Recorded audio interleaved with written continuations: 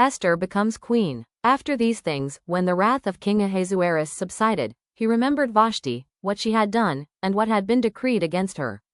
Then the king's servants who attended him said, "Let beautiful young virgins be sought for the king, and let the king appoint officers in all the provinces of his kingdom, that they may gather all the beautiful young virgins to Shushan the citadel, into the women's quarters, under the custody of Hegai the king's eunuch, custodian of the women.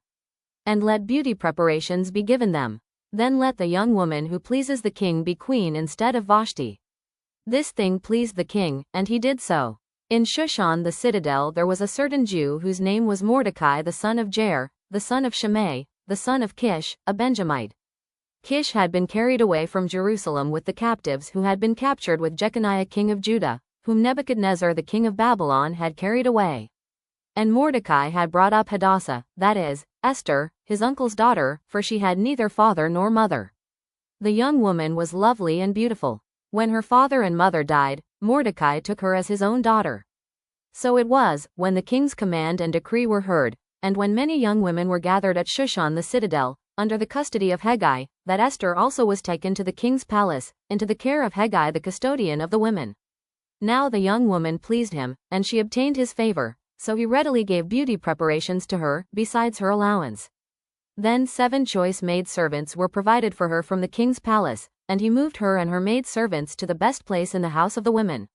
Esther had not revealed her people or family, for Mordecai had charged her not to reveal it. And every day Mordecai paced in front of the court of the women's quarters, to learn of Esther's welfare and what was happening to her. Each young woman's turn came to go in to King Ahasuerus after she had completed 12 months' preparation, according to the regulations for the women, for thus were the days of their preparation apportioned: 6 months with oil of myrrh, and 6 months with perfumes and preparations for beautifying women. Thus prepared, each young woman went to the king, and she was given whatever she desired to take with her from the women's quarters to the king's palace.